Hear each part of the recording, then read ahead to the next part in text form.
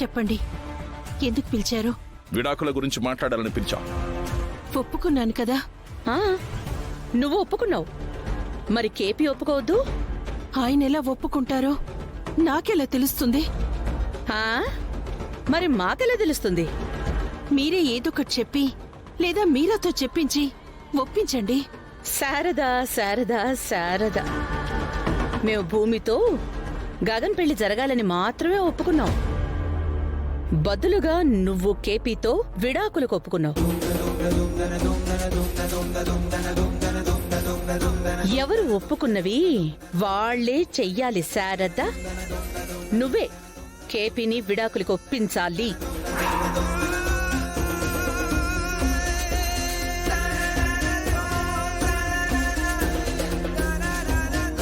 ఒకవేళ ఆయన విడాకులకు ఒప్పుకోకపోతే? సింపుల్, ఈ పెళ్లి జరగదు.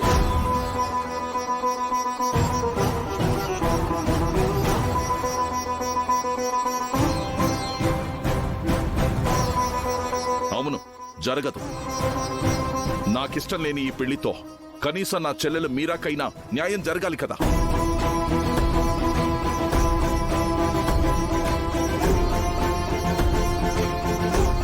ఇదిగో, ఖరీదైన లాయర్ని పెట్టి త్వరగా విడాకులు వచ్చేలా మేం చూసుకుంటాం. పట్టుకో. నేనాయన్ను విడాకులకు ఒప్పించాలంటే కొంచెం టైం పడుతుంది. ఎంత టైం పట్టినా పర్వాలేదు, అంతా పెళ్లికి ముందే జరిగిపోవాలి. నీ విడాకులయ్యాకే భూమి గగన్ల పెళ్లి. విడాకులకు ఒప్పుకున్నాక కూడా మీరు ఎందుకింత తొందర పడుతున్నారు నాకు అర్థం కావడం లేదు. ముందు పెళ్లి జరిగిపోనివ్వచ్చు కదా.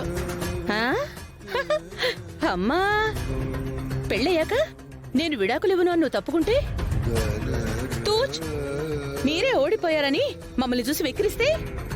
అలా జరగదు. జరగదని నువ్వంటున్నావు, జరుగుతుందేమోనని మేమే భయపడుతున్నాం. చెప్పిన మాట కంటే పడే భయమే ఎక్కువ ఉంటుంది శారదా. కనుక విడాకులయ్యాకే పెళ్లి.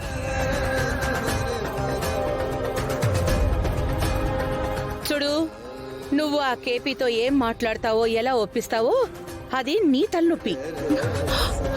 అంటే ఇక నువ్వు వెళ్ళొచ్చు.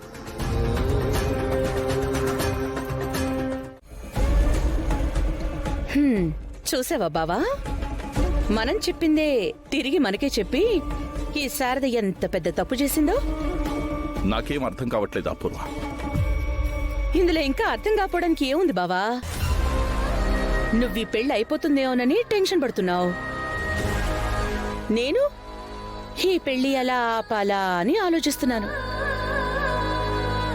శారద తన విడాకుల వల్లే ఈ పెళ్ళవుతుందని గగన్కి తెలియకూడదు అంటోంది.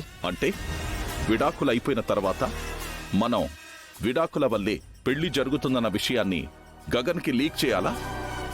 ఎస్, కరెక్ట్ గా చెప్పావు బావా. కండిషన్తో నా పెళ్లి జరగడం ఏంటి అని గగన్ కోపంలో పెళ్లి క్యాన్సిల్ చేసేస్తాడు. అంటే నువ్వు ఒప్పుకున్నా కూడా నీ తప్పు లేకుండానే ఈ పెళ్లి క్యాన్సిల్ అయిపోతుంది అంటే నీ కూతురి ప్రేమ కథలో అప్పుడు నువ్వు విలన్వే కావు బావా.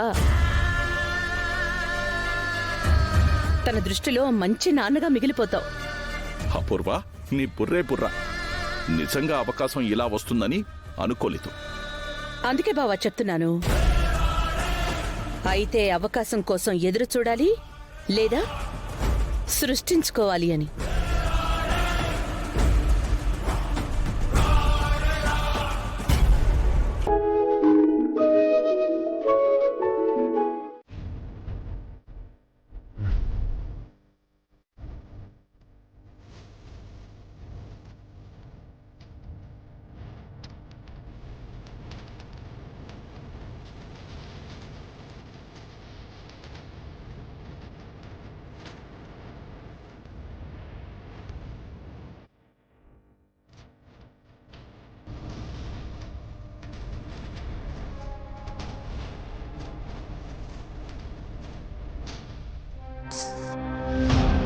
ఎంత అపచారం చేసిపోయింది.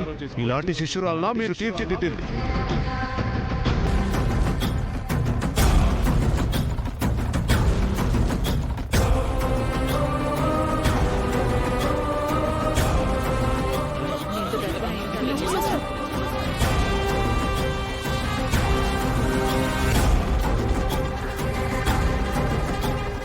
అంటే మీ అమ్మ చనిపోవడానికి కారణం ఈవిడేనా? ఆల్మోస్ట్ చాలా వరకు. కానీ ఈవిడ ఇప్పటికీ మా అమ్మ శిశురాలనే చెప్పుకుంటుంది. భూమి, మీ అమ్మగారు లేరు కదా, మీ అమ్మగారికి చాలా స్టూడెంట్స్ ఉంటారు, ఎవరైనా చెప్పుకోవచ్చు.